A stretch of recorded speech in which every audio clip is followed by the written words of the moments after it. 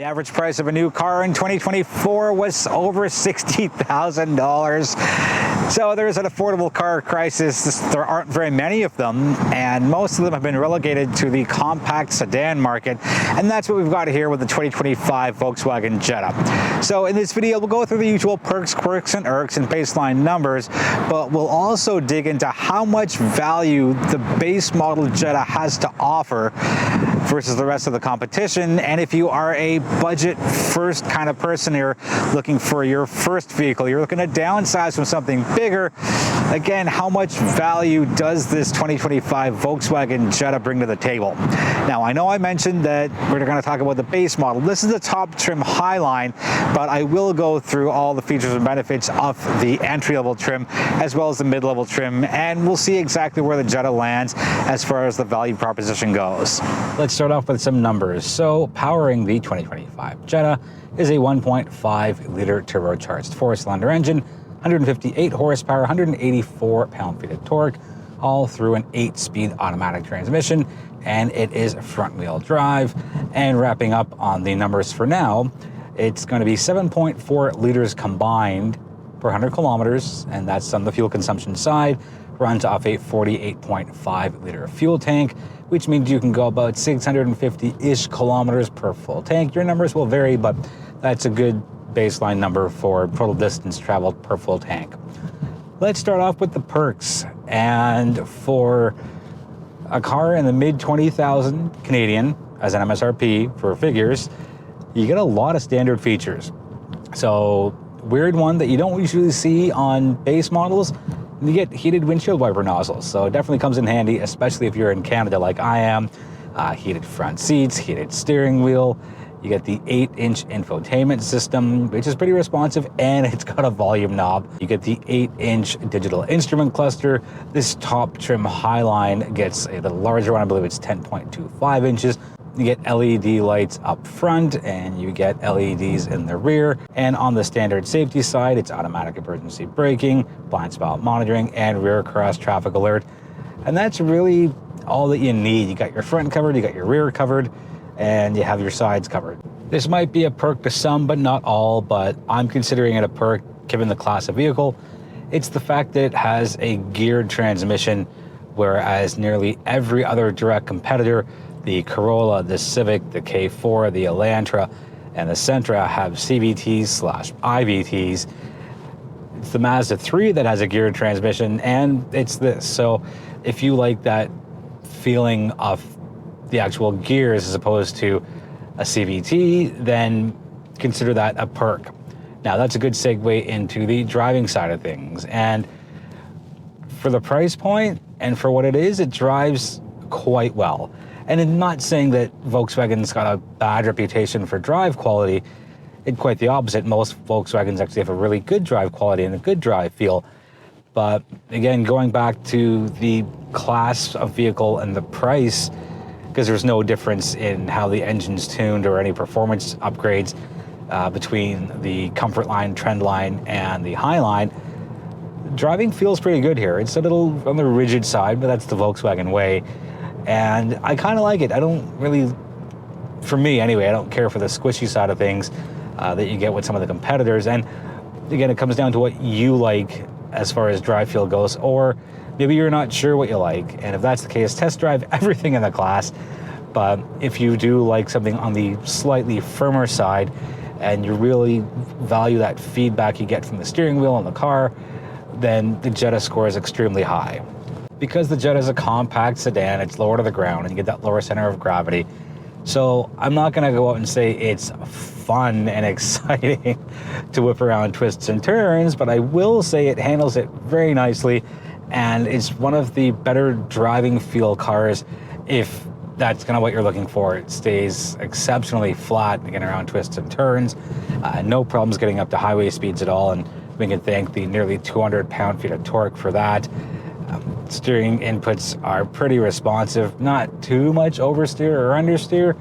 Again, considering the class of vehicles, always keep that perspective in mind. And again, the point of this video is finding out what the true value is here and just how much value the Jetta is able to pack in, or can pack in for that matter, for something in the mid $20,000 range.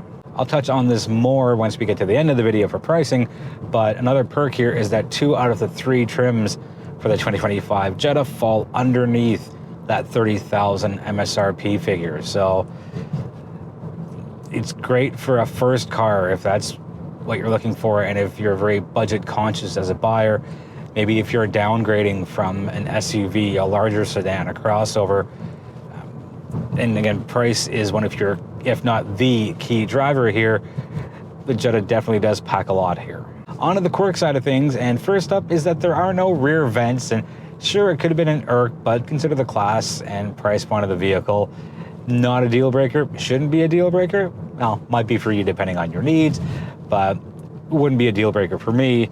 And the other quirk is if you do opt for the base model, your exterior colors aren't really all that much. You get 2 shades of gray, a black and a white. And I understand, base models get people in the door and then they go for a mid-trim, high trim, whatever. But maybe just throw a splash of something in there, like a blue or a red. On to the irk side of things, and I know it's the norm for nearly every other vehicle out there, but it's the lack of physical buttons for the climate control features. And it's still fairly easy to operate and maneuver, but it's put way down at the bottom. So if you want to do something as simple as increase or decrease the temperature or change where the airflow is going from, put your heated seats on, your eyes are down and you're kind of blindly poking away. Didn't mention this in the main review, so I'm adding this as a secondary. You hit the word menu down here and you can get your climate controls up here. Still not great because you're poking away at a screen.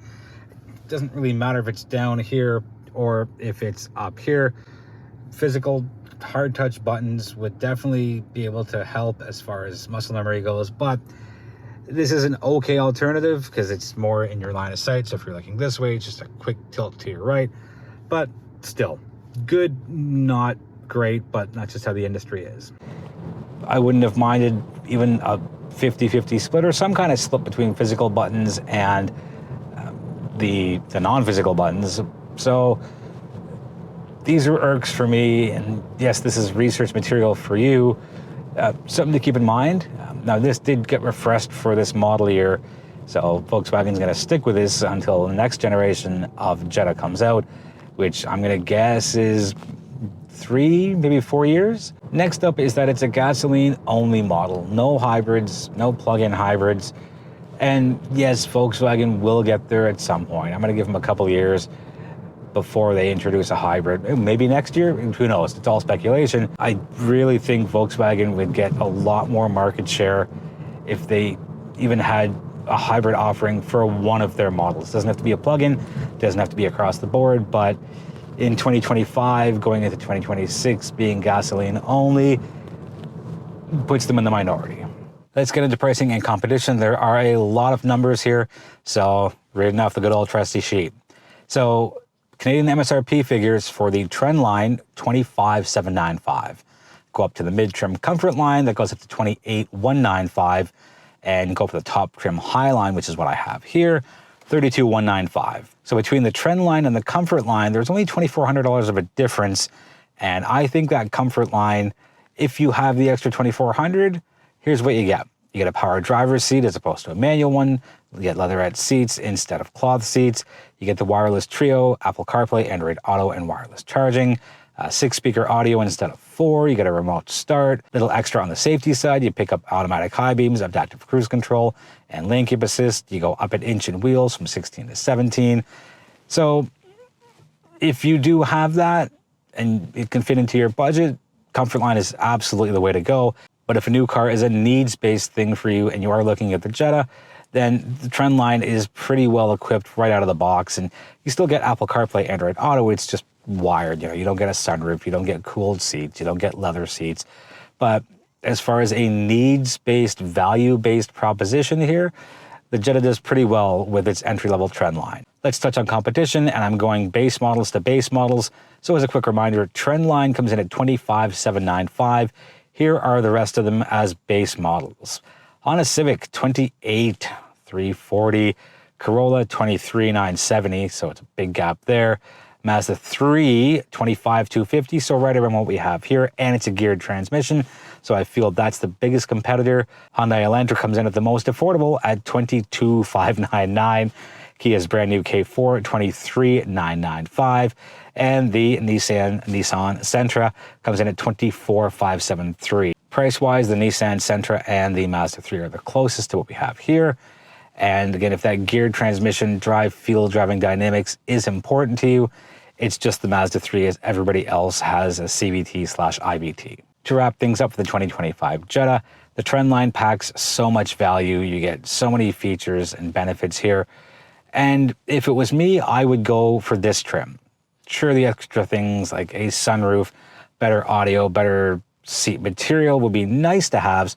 But if I'm just looking to get to and from, I need this as a commuter vehicle, I need this to be utilitarian first, it's hard to argue with the Trendline. If you have any questions on what you've seen for the 2025 Volkswagen Jetta, let me know in the comments. I'm always happy to hear from you, and I'm always happy to engage in respectful conversations online. I invite you to join the Modern Motoring social community. We are on all the major platforms, and without you, there is no Modern Motoring. So I thank you, I appreciate you, and I look forward to seeing you in the next video.